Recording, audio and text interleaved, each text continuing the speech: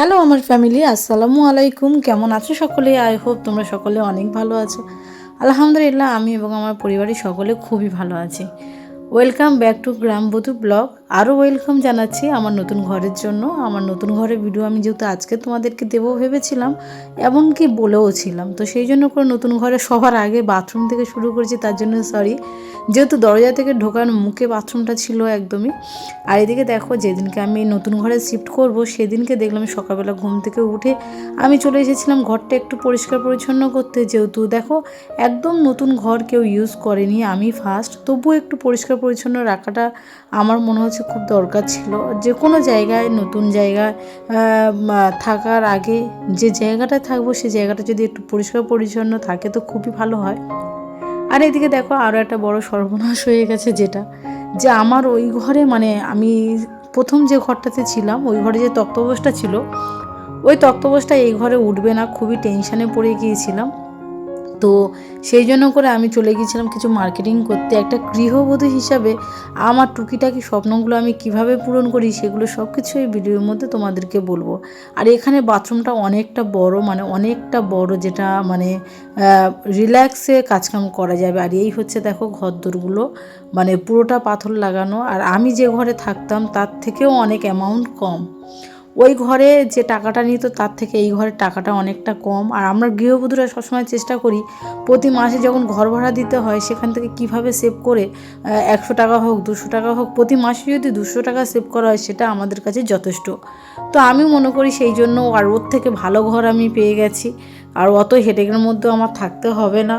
সত্যি কথা বলতে, যখন মানুষ মনে করবে যে আমি ওর থেকে বেটার কিছু পেয়ে গেছি, তখন সেই জিনিসটা আমাদেরকে ছেড়ে দিতে হয়। আমি সেই ঘরটা ছেড়ে দিয়ে এখন এই ঘরটা পেয়েছি।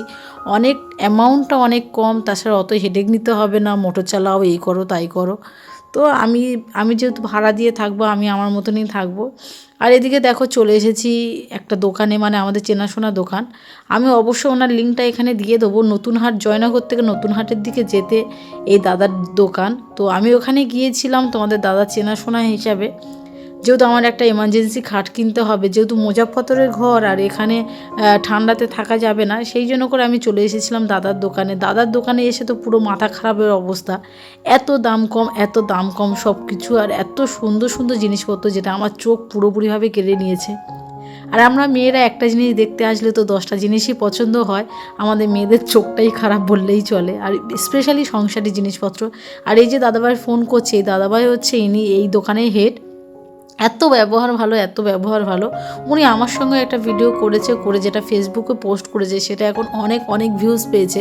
তো তোমাদের কাছে রিকোয়েস্ট করছি, আমি এখানে দাদাভাইয়ের লিঙ্কটা দিয়ে দেবো। তোমরা যারা যারা আমাদের লক্ষ্মীকান্তপুর থেকে বারুইপুর পর্যন্ত যারা যারা থাকো, তো অবশ্যই তোমরা এসো এই দোকানে।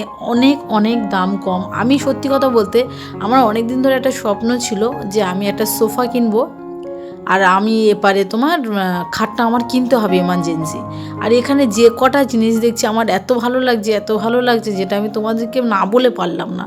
সব কিছু এত দাম কম, এত ভালো, আমি কখনো স্বপ্নেও ভাবিনি। তো তোমাদেরকে বলি, আমি যখন সোফা এক জায়গায় দাম করেছিলাম, সেখানে সোফার দাম নিয়ে, মানে দাম করেছিলাম 5,500 টাকা বলেছিল। এখন যে সোফাটা আমি কিনেছি, তো সেই সোফাটা অন্য জায়গায় দাম করেছিল 5,500 টাকা। আর এই দাদার কাছে গিয়ে 3,800 টাকার মধ্যে আমি সোফা পেয়ে গেছি। এত ভালো, এত ভালো। আর এখানে সব কিছু A to Z তোমরা যা নিতে চাও তাই পাবে। কিন্তু তোমরা যদি গিয়ে বলো যে ভিডিও দেখে এসেছি, কিংবা কেউ তোমার, মানে আমার নাম বললেও অফকোর্স অনেক কিছু ডিসকাউন্ট আছে, ডিসকাউন্ট করে উনি দাম নেবে তোমাদেরকে। খুবই ভালো মনের মানুষ। আমি কিন্তু বারবার তোমাদেরকে একটা কথা বলছি, ওনার লিঙ্কটা আমি আমার এখানে দিয়ে দিচ্ছি। পারলে তোমরা গিয়ে একবার ভিজিট করে আসতে পারো। যারা আশেপাশে থাকো তারা গিয়ে আমার নাম বললেও অনেক ডিসকাউন্ট নেবে, ভিডিও দেখে গেলেও অনেক ডিসকাউন্ট নেবে।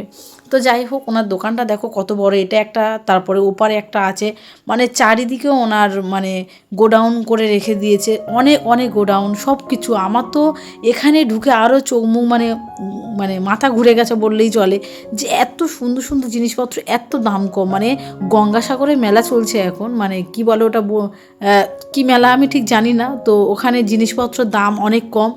তো যাই হোক, ওখানের থেকেও এখানে দাম কম, ওখানে থেকেও এখানে দাম কম। সিরিয়াসলি বলছি, বিষ্ণুপুর মেলা, আচ্ছা সরি আমার এখন মনে পড়লো, বিষ্ণুপুর মেলা থেকেও এখানে অনেক দাম কম, আর মালের প্রতিটা জিনিসপত্র গ্যারান্টি আছে, প্রতিটা জিনিসপত্র এত ভালো ব্যবহার, এত সুন্দর, মানুষের নর্মালি ভালো জিনিস ভালো লাগে যে কারোর সঙ্গে কথা বলে শান্তি পাওয়া যায়।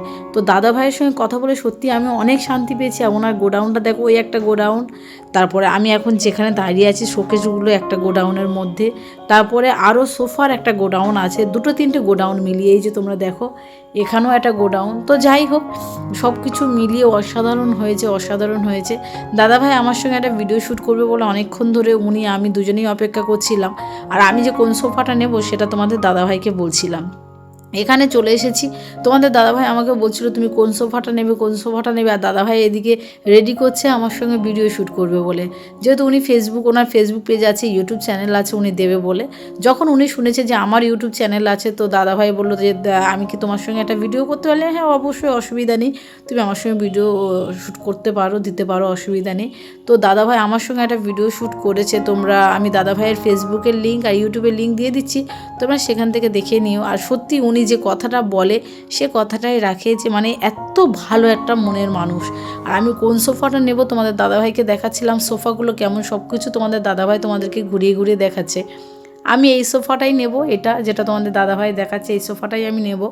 তো সত্যি খুব ভালো, অনেক দাম কমের মধ্যে পেয়েছি। আমি এখনও মানে একই কথা বলছি যে আমি এত দাম কম পাবো আমি কিন্তু কখনো স্বপ্নেও ভাবিনি, আমার সত্যি খুব ভালো লেগেছে।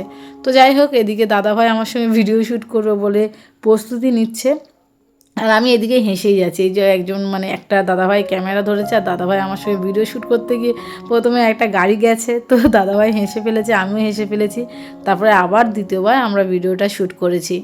তো ভালো লাগলো, বেশ ভালো লাগলো। সত্যি আমরা গৃহবধূরা নর্মালি নিজেদের স্বপ্ন কিন্তু আমরা পূরণ করতে পারি না, তো যে কারোর ওসিলাতে, যে কারোর আল্লাহ চাইলে অবশ্যই আমরা মেয়েরা সব কিছুই পারবো।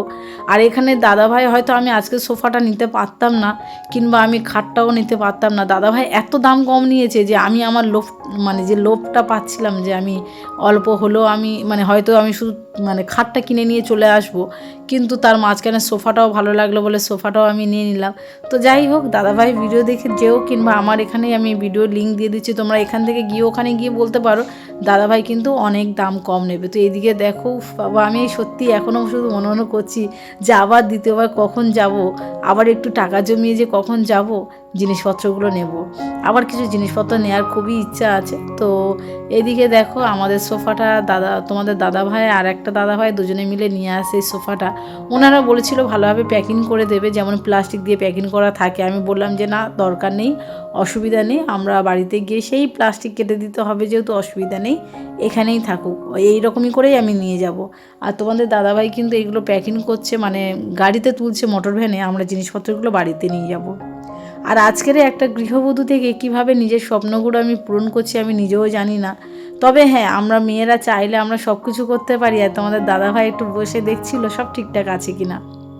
তো সত্যি কথা বলতে নিজের স্বপ্ন, নিজের ইচ্ছা আমি যাই করি আমি আমার জেদে পরিপূর্ণ করি। তোমাদের দাদাভাই বলছিল যে গদিটা বিছিয়ে দিয়ে ঘুমালে হবে এখন, কিন্তু আমি বলছি না, আমার শুধু গদিটা নয়, আমার একটা খাট দরকার। আমি আস্তে আস্তে আমি আমার স্বপ্নগুলোও পূরণ করব। তো তোমাদের দাদাভাই বলছিল যে তুমি যেটা ভালো মনে করো সেটাই করো।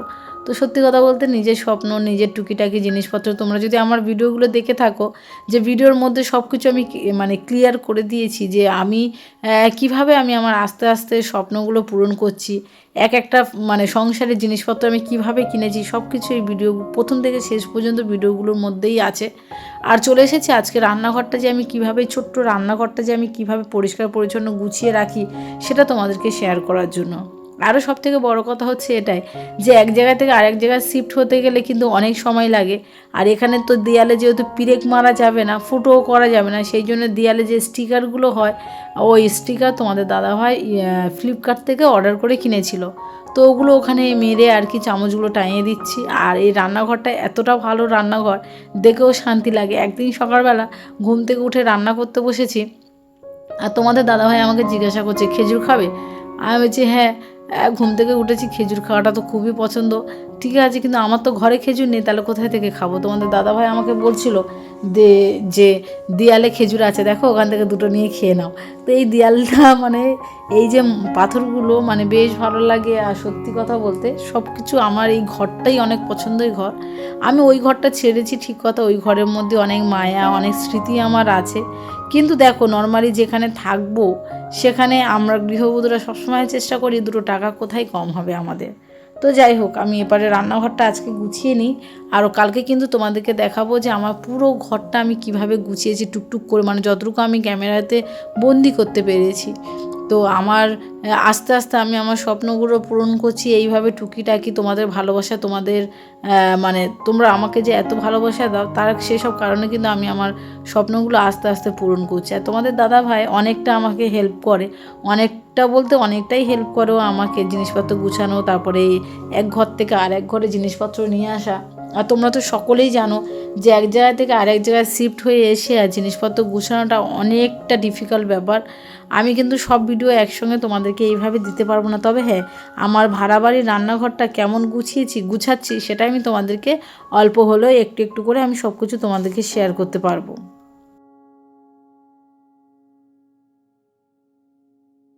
আর এদিকে রান্নাঘরে সব কিছু এলোমেলো হয়ে আছে। সত্যি কথা বলতে বড় মেয়েটাকে আমি মিশনে দেওয়ার পর থেকে নিজেদের আর্থিক অবস্থাটা অনেকটা খারাপ। এ মাসে যেমন কিছু করব না করে করে অনেক কিছু কেনাকাটি হয়ে গেছে। আর বড় মেয়ে জানো তো তোমরা সবাই মানে সকলে কম বেশি জানো হয়তো যে একটা বাচ্চাকে মিশনে ভর্তি করতে গেলে কত টাকা খরচা হয়। তো আমি আমার বড় মেয়েটার পিছনে অনেক টাকা খরচা করে ফেলেছি, প্লাস ছোটো মেয়েটা স্কুলে ভর্তি করেছি। এ মাসে অনেক কিছু করা হয়ে গেছে যেটা আমার মানে স্বপ্নেও বাইরে ছিল। টুকিটাকি কিছু স্বপ্নও পূরণ হলো, দুটো মেয়ের স্কুলে ভর্তি করে দিলাম। তো এই করে করে সত্যি অবস্থা খুবই খারাপ। সেই জন্য এই মাসে ভেবে নিয়েছি আমি মাসের বাজার এই মাসে আর করতে পারবো না, হবে না। কারণ ভাড়া বাড়িতে দেখো মাসের শেষে গিয়ে ঘর ভাড়া দিতে হয়, সব কিছু দিতে হয়। তো এরকমই। আর আমি দেয়ালে একটা মানে টাঙিয়ে দেবো চামচগুলো রাখার জন্য। তো ভাবছিলাম যে কোনটা রাখা যায়। তো তোমাদের দাদাভাই প্রথমে ওই বোতল কাটাটা দিয়ে বলছিল, আমি না ওটা নয়, এটা দিলে ভালো হবে। দেখো আর সত্যি দেয়ালে ওটা যখন দিয়েছি বেশ ভালো হয়েছে। ওর মধ্যে শুধু চামচ, ছোটো ছোটো ছুরি এগুলো রেখে দিয়েছি। আর একদিকে রান্না করছি আর টুকিটাকি সংসারের কাজকামগুলো সারছি। ছোটোবাবু কিন্তু এপারে খেলা করছে, আর সিরিন কিন্তু তোমরা জানো মিশনে আছে। তো তোমরা সকলের কাছে রিকোয়েস্ট করছি, তোমরা প্লিজ প্লিজ প্লিজ যেভাবে ভালোবাসা দিয়ে যাচ্ছ সেভাবে ভালোবাসা এবং আশীর্বাদ করে যেও আমাকে এবং আমার পরিবারের লোকেদেরকে। কারণ তোমাদেরকে ছাড়া কিন্তু আমি পুরোপুরি শূন্য, মানে আমি একদম মানে ভালো নেই। তো তোমরা আমাকে এত ভালোবাসা দিচ্ছ, তার জন্য তোমাদের সকলকে অনেক অনেক ধন্যবাদ।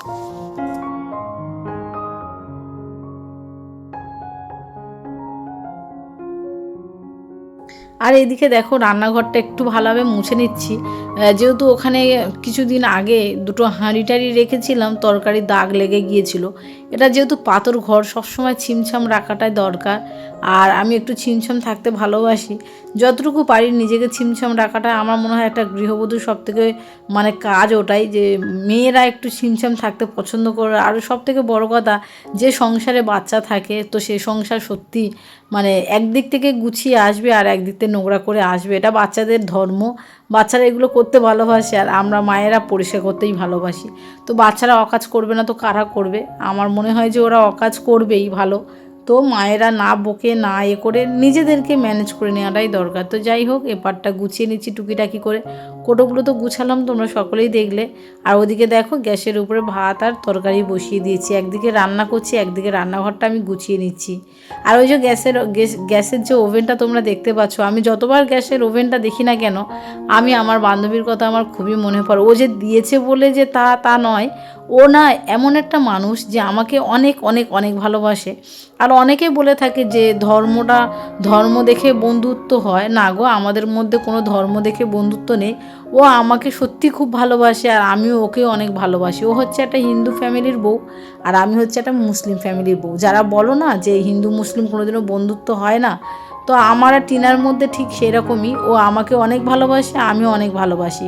আর আমার সত্যি কথা সবথেকে বড় কথা হচ্ছে আমার কিন্তু মুসলিম বন্ধুর থেকে আমার হিন্দু বন্ধু অনেকটাই। তো যাই হোক, হিন্দু মুসলিমটা সেটা ম্যাটার নয়, মানুষের কাছে ভালোবাসাটা সবথেকে ইম্পর্টেন্ট জিনিস। দেখো, মানুষের গায়ে থেকে রক্ত কাটলে কিন্তু সবার রক্তটাই একই আসবে। আরও জানি না, কিছুদিন ধরে হচ্ছে এসআইআরের যে বিষয়টা, আমি জানি না কতদূর মানুষ কি মনে করবে। আর মানুষ দেখো কতটা পেরেশানের মধ্যে আমরা পড়ে থাকি সারা দিন সারা রাত। আমাদেরকে কম পেরেশান আমাদের হতে হচ্ছে না এসআইআরের ফর্মের জন্য। আমারও কাগজ ফিরে এসেছে, মানে কিছু কারণে, আমি জানি না এখনও পর্যন্ত। তো আমাদের একটা ডেট দিয়েছে, যেটা আমাদের স্কুল মাঠে ওই ডেটে যেতে হবে। এই সময় একটা বাচ্চা চলে গেছে, তার উপরে এতটা হেডেক, একটা নতুন ঘর চেঞ্জ করা, তার মধ্যে যদি এসআইআরের বিষয়টা নিয়ে এতটা হেডেক হতে হয়, জানি না কি করে কি করব। যাই হোক, আমার মনে হয় সময়ের সঙ্গে সঙ্গে সব কিছু চেঞ্জ হয়ে যাবে। তো মানুষের পেরেশান ছাড়া অন্য কিছু নয়। জানি না কতদূর কী হবে। তো যাই হোক, যে কোনো যুদ্ধ আসলে আমাদেরকে ম্যানেজ করে নিতে হবে। আর এদিকে দেখো, টুকিটাকি বাসন থালাগুলো সবই মেজে নিলাম, নিয়ে আমি আমার রান্নাঘরটা সুন্দরভাবে গুছিয়ে নেবো। আর আমি রান্নাঘরটা যে কীভাবে গুছিয়েছি সেটাও আমি তোমাদেরকে শেয়ার করব। আর আজকের আমার শুধু রান্নাঘরের ভিডিওটা দিলাম।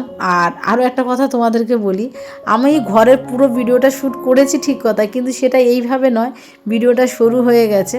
তো তার জন্য আমি সত্যি তোমাদের কাছে অনেকটা দুঃখিত, তোমরা প্লিজ মাফ করে দিও। তবে হ্যাঁ, ভিডিওটা দেখো, আমার লাস্টে যে ঘরটা পুরোপুরি আমি গুছিয়েছি, কীভাবে মানে গুছিয়েছি, কোথায় কী রেখেছি সেটা কিন্তু তোমরা ভিডিওর মধ্যে দেখতে পাবে। আর কিভাবে গুছিয়েছি সেটা এখন তোমরা দেখতে পাবে না। যদি ইনশাআল্লাহ, যদি আল্লাহ চায়, তো কালকে আমি তোমাদেরকে দেখিয়ে দেবো যে আমার টুকিটাকি ঘর গুছানোগুলো আমি কিভাবে গুছিয়েছিলাম। সব ভিডিও শ্যুট করতে পারিনি, যতটুকু পেরেছি আমি ততটুকু তোমাদেরকে শেয়ার করতে পারবো। আর এদিকে দেখো, আমার না একটা বদ অভ্যেস আছে বললেই চলে, যে আমার রান্না কমপ্লিট হয়ে যাওয়ার পরে আমি কিন্তু নেতা যাই থাকে হাতের কাছে সবই ধুয়ে দিই। কারণ মনে করি যে যেহেতু আবার তার পরের দিন রান্না করব, সেটা পরিষ্কার পরিচ্ছন্ন থাকবে।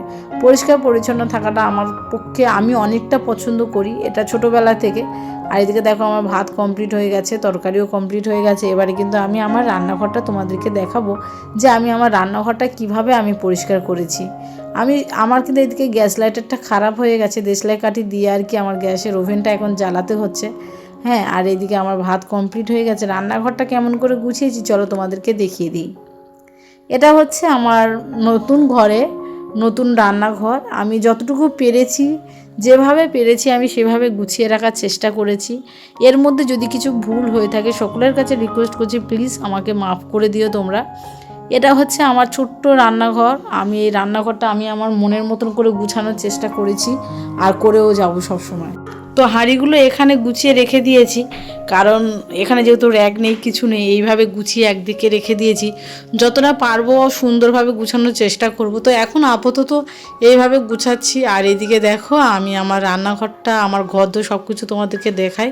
এটা আমাদের ঢোকার মুখে, মানে ঘরে ঢোকার মুখে একদম ঢুকে মত্তর পিছনে আমি রেখেছি জুতোর র্যাক আর কিছু মানে জিনিসপত্র, এখন মানে গুছানো হয়নি। আর এটা হচ্ছে আমাদের বাথরুম। তোমরা অনেকেই মানে রিকোয়েস্ট করছো নতুন বাড়ি দেখাও। আমি শুধু তোমাদেরকে দেখিয়ে যাচ্ছি যে এটা হচ্ছে আমার বাথরুম। আর এপারে হচ্ছে রান্নাঘর। এই যে রান্নাঘরটা হচ্ছে আমার নতুন ঘরের রান্নাঘর, তোমরা তো সকলেই দেখলে ভিডিওর মধ্যে, যেটা আমার নতুন রান্নাঘর। আর এপারে রান্নাঘরটা পুরোটা ঘুরিয়ে তোমাদেরকে দেখিয়ে দিই আর একবার। এটা হচ্ছে আমার রান্নাঘরটা গুছিয়ে দেখিয়ে দিলাম তোমাদেরকে। আর আমি যখন ভিডিও শ্যুট করছি, ছোটোবাবু আমার পিছন ঘুরে বেড়াচ্ছে। আর এটা হচ্ছে আমাদের রুম, মানে আমরা যে রুমে আছি এখন, আমাদের রুম এটা। আর রুমের একদিকে কুলার রেখেছি, তারপরে এদিকে এই যে খাটটা আমি নিয়েছি সেই খাটটা। আর এদিকে এইভাবে গুছিয়ে টুকিটাকি করে গুছিয়ে রেখে দিয়েছি। এটা হচ্ছে আমাদের রুম। চলে যাব এবার তারপরের রুমটাতে দেখাতে। তোমরা সকলেই জানো আমি যেখানে ছিলাম আগে দুটো রুম, রান্নাঘর আর বাথরুম ছিল, আমার কিন্তু ডাইনিং রুম ছিল না। আর এটা হচ্ছে আমার ডাইনিং রুম, তোমরা সকলেই দেখতে পাচ্ছ। আর ওই পারে রেখেছি অ্যাকোরিয়ামটা, এই পারে রেখেছি সোফাটা, তোমাদেরকে টুকিটাকি করে দেখিয়ে দিই। এটা হচ্ছে সেই সোফাটা। আমি সোফার উপরে আরও গদি রেখে দিয়েছি, যাতে আরও একটু নরম, এমনিতে আরও যাতে একটু নরম হতে পারে। আর এই যে তোমার দেখো কেমন লাগছে অবশ্যই কিন্তু জানাবে। আর এইদিকে চলে এসেছি আমি আমার পাশের রুমে, যেখানে আমার ছোটোবাবু বড়োবাবু পড়াশোনা করে। এটা হচ্ছে ওদের দুই বোনই পড়াশোনা করার রুম। যেহেতু সিরিন এখন নেই, ছোটোবাবুর পড়াশোনা করে, তারপরে গেস্ট কেউ এলে এই ঘরেই আর কি শুয়ে থাকে, মানে এই শোয়ার রুম, এটা রেস্ট নেওয়ার রুম। তো যাই হোক, এটা হচ্ছে সেই রুম। যেভাবে গুছিয়েছি অল্প উপর থেকে যেভাবে আমি গুছাতে পেরেছি সেইভাবে তোমাদেরকে বলছি। ইচ্ছা আছে 2-3 মাসের মধ্যে একটা শোকেস নেওয়ার জন্য। যখন নেব তোমরা অবশ্যই বুঝতে পারবে যে আমি কখন নিয়েছি, কী ব্যাপার। তো যাই হোক, আমার নতুন ঘর কেমন লাগলো অবশ্যই কমেন্ট করে জানাবে। আর ভিডিওর মধ্যে যদি কিছু ভুল করে থাকি অবশ্যই মাফ করে দিও তোমরা। তো সকলে আমাদের জন্য দোয়া করবে, সুস্থ থাকবে, ভালো থাকবে। আর আমার নতুন ঘরটা কেমন হয়েছে অবশ্যই কিন্তু কমেন্ট করে জানাতে ভুলবে না। সবাই সুস্থ থাকবেন, ভালো থাকবেন। খুদা হাফিজ।